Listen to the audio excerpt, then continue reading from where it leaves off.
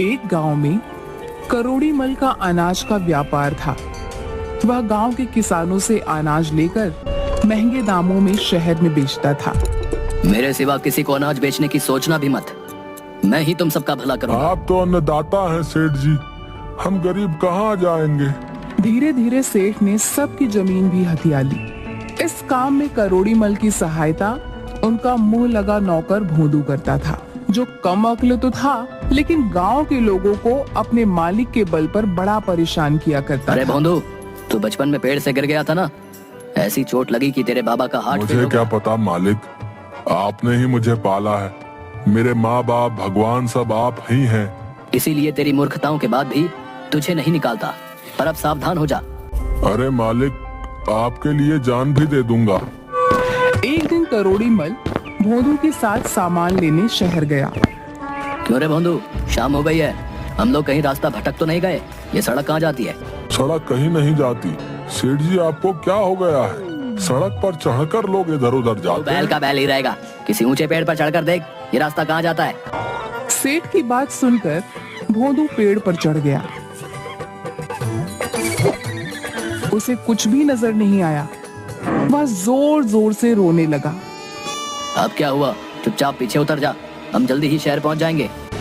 अरे मालिक, मुझे पेड़ से उतरना नहीं आता। मुझे बचा लो वरना मैं मर जाऊंगा मालिक। हे भगवान, अंधेरा गहराता जा रहा है। तू जल्दी से नीचे आ वरना डाकू आ जाएंगे और हमारा सारा सामान लूटा जाएगा। अरे सेठ जी, डाकुओं को आ जाने दीजिए, तो वही मुझे उतार पाएंगे। आप अपने सामान के लिए क्या मेरी जान की बाजी लगा देंगे? गोलू की बातें सुनकर करोड़ी मल सर पकड़कर बैठ गए। कुछ देर बाद सचमुच वहां से डाकू गुजरे।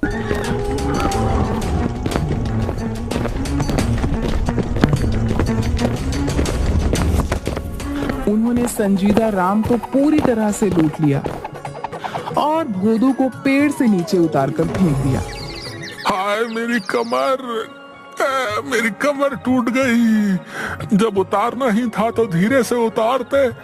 चलिए सेठ जी, जल्दी से चलते हैं, अब डरने की कोई बात नहीं। सेठ अपनी किस्मत को कोसता हुआ वापस अपने घर आ गया। आज के बाद जब मैं सामान खरीदने जाऊंगा तो तू मेरे साथ नहीं जाएगा। रात को सेठ के बेटे को बाथरूम जाना था। अरे ओ भोंदू, जरा सुरेश को संडास तो ले जा। अरे क्या करना है उसे? उसे लघु शंका करनी है। ना ना, मुझे विश्वास नहीं। अगर उसने कुछ और भी कर दिया तो मेरी जिम्मेदारी नहीं। आज्ञा से ज्यादा या कम कुछ नहीं करने दूंगा। हाँ, हे भगवान, तू रहने ही दे, मैं ही ले जाऊंगा। कुछ दिनों बाद सेठ वापस शहर सामान खरीदने के लिए गए तो सेठ की दुकान पर एक साधु आया। मुझे भूख लगी है, मुझे भोजन कराओ, भगवान तुम्हारा भला करेगा। वाह वाह वाह, बड़ा आया भोजन करने वाला। मांग तो ऐसे रहा है जैसे तेरी अम्मा यहाँ खाना बना कर रखती है। चल भाग यहाँ से। भगवान के भक्तों के साथ ऐसा व्यवहार अच्छा नहीं है। तुझे इसका फल मिलेगा। अरे जा जा, फल मिलेगा, फल मिलेगा, फल मिलेगा तो खा लूंगा। तू अपना काम कर। भोदू इसी तरह का व्यवहार सबके साथ करता था और सेठ का मुंह लगा नौकर होने के कारण वो पूरा फायदा उठाता था।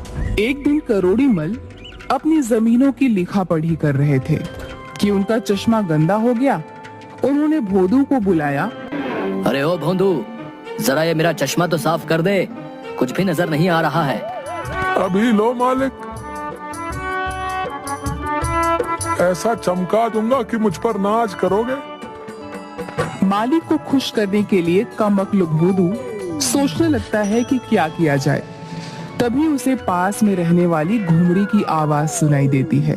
देख सुगनिया, मेरा बर्तन कितना चमक रहा है। कुछ भी चमकाना हो तो चूल्हे की राख से सूखा ही रगड़ देना चाहिए। अरे बस इतनी सी बात है, आज मालिक से इनाम लेके रहूंगा। वह चूल्हे की राख से रगड़ रगड़ कर चश्मा साफ कर देता है, जिसके कारण चश्मे के शीशों पर खरोच पड़ जाती है।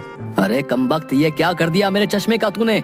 इसी समय तू यहाँ से निकल जा, हे भगवान, अब मैं हिसाब किताब कैसे करूं? सेठ जी गुस्से में आकर भोदू को नौकरी से निकाल देता है।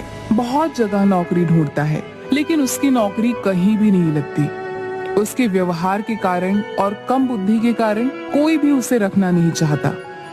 नौकरी तो मिलने से रही, मेरे लिए यही अच्छा है कि मैं अपना काम करूं। आज से मैं जंगल में जाकर लकड़ियां काट लूंगा। ना कोई मालिक है, ना नौकर, ना कोई डांटना फटकार। आराम से जीवन बिता लूंगा। जिंदगी में कभी भी मेहनत से काम ना करने के कारण वह किसी तरह पेड़ पर तो चढ़ गया, लेकिन कुल्हाड़ी से लकड़ियां काटने में उसकी जान निकलने लगी। लेकिन वह थोड़ी बहुत लकड़ियां काट कर ले आया और उन्हें बेचकर एक दिन का खाना बना लिया। अगले दिन वह फिर लकड़ियां काटने चला। मुझसे ज्यादा लकड़ियां तो काटी नहीं जाती हैं। ऐसा करता हूँ, पेड़ की सबसे मोटी डाल पर बैठ जाता हूँ, उसी को काट दूंगा। भले ही एक टहनी काटूं, कम से कम ज्यादा लकड़ी तो मिलेगी। वह जिस डाल पर बैठा है उसी डाल को काटने लगता है। तभी वहाँ से एक साधु गुजरता है और उसे इस तरह से डाल काटते हुए देखकर जोर से चिल्लाता है, पागल तो नहीं हो गया है? जिस डाल पर बैठा है उसी को काट रहा है। मरना चाहता है क्या? अभी नीचे गिरेगा। साधु की बात पूरी होने से पहले डाल टूट जाती है और भोदू सूखे पत्तों के ढेर पर गिर जाता है और मन ही मन सोचने लगता है, लगता है ये साधु बड़ा ही चमत्कारी है। इसे सब कुछ पहले से पता है। अरे भाई, क्या तुम कोई ज्योतिषी हो? तुम्हें मेरे गिरने का पता पहले ही कैसे चल गया? तुम महाज्ञानी हो, जरा दया करके मुझको बताओ कि मेरा भविष्य क्या है। भोदू की इतना कहते ही साधु समझ गया कि भोदू पूरे मूर्ख है। उसे याद आ गया कि इसी भोदू ने उसके साथ बुरा व्यवहार किया था। वाह प्रभु, आपने इसको सबक सिखाने के लिए मुझे अवसर दे दिया।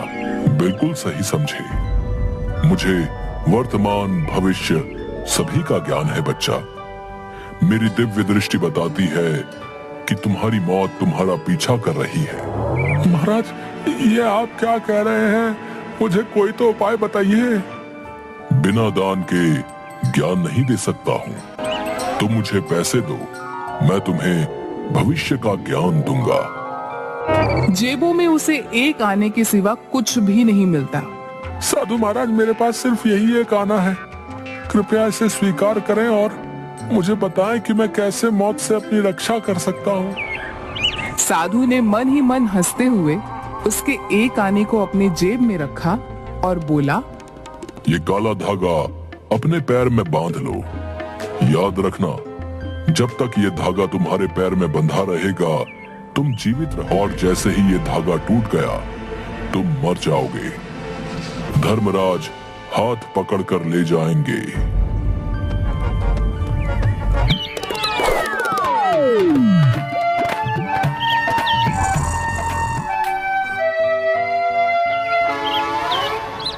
अजी, कुछ पैसे कमा कर लाओ। सुबह से घर में चूल्हा भी नहीं जला है। क्या हम लोगों को भूखा मारोगे? अरे भाग्यवान, मेरे पास ज्यादा समय नहीं है।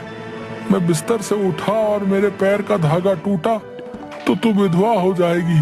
क्या बकवास कर रहे हो? धागा टूटने से भला कोई मरता भी है? अरे आज मैं एक ऐसे महाराज से मिला था जिसे भूत भविष्य सबका पता था। उन्होंने कह दिया तो ये होना निश्चित है। भोदू की पत्नी जानती थी कि भोदू के दिमाग में जो आ गया उसको हटाना नामुमकिन है। मजबूरी में वह खुद ही काम करने सेठ करोड़ीमल के अरे क्या हाल है लाजो? भोंदू ठीक तो है? इतने दिन हो गए, काम मांगने भी नहीं आया। अजी क्या बताऊं, वो तो रोज ही कुछ नए नए नाटक करते हैं। आजकल उन्होंने पैर में एक धागा बांधा हुआ है। कहते हैं अगर धागा टूट गया तो वो मर जाएंगे। चल तू परेशान मत हो, मैं खुद तेरे घर चलता हूँ और उसे खींच कर ले आता हूँ। उस मूर्ख को मेरे सिवा कोई नहीं उठा सकता। करोड़ीमल भोदू के घर पहुँचते हैं। घर में रोना धोना लगा होता है। आइए आइए सेठ साहब, देखिए ना, भोंदू कह रहा है कि वो मर गया है। मैं बर्बाद हो गई, भरी जवानी में मर गया रे। हाय दैया, आप मर गए। अब क्रियाकर्म के पैसे कहाँ से आएंगे? ये क्या बकवास है? चुप रहो तुम। ये सब कैसे हो सकता है? वो तो मेरे सामने ही बैठा हुआ है। अरे भोंदू, तू क्या कर रहा है? सेठ साहब, जंगल में मैं एक बहुत बड़े साधु से मिला था। उसने मुझे पहले ही बता दिया था कि अगर ये काला धागा टूट गया तो मैं मर जाऊंगा। देखो ना, काला धागा टूट गया है। अब धर्मराज हाथ पकड़ कर ले जाएंगे। अरे पागल, जबकि सबके सामने जिंदा बैठा है तो मर कैसे गया? किसी ने तुझे बेवकूफ बनाया है। अब चल और काम मैंने कर। दूसरा चश्मा खरीद लिया है। चल अब उसको चमका दे। ये क्या कह रहे हैं मालिक? हम तो बाबा पर बहुत विश्वास करते हैं। मर गए तो मर गए, अब तो बस मेरे क्रियाकर्म का इंतजाम करिए। बाबा ने कहा था मरने पर धर्मराज हाथ पकड़ कर ले जाएंगे। अरे मरने के बाद तो धर्मराज के कोड़े खाने होंगे। दूसरा, ये सब तुझे जला भी देंगे। जिंदा रहेगा तो मेरे साथ हवेली पर धागा ऐश तो करेगा। टूट गया है। रहेगा मूर्ख का मूर्ख। अरे जब तक यमराज लेने आए कुछ और बांध ले, उन्हें कैसे पता चलेगा? अरे ये देख, अपनी कजरी के गले में पड़ी काली रस्सी धागे से ज्यादा मोटी है। पर वो हमारी कजरी को ले गए तो? अरे यमराज हाथ पकड़ के ले जाते हैं, कजरी के हाथ ही नहीं है। बस दोनों बच गए। वाह वाह मालिक, आप हमें बचाए लिए।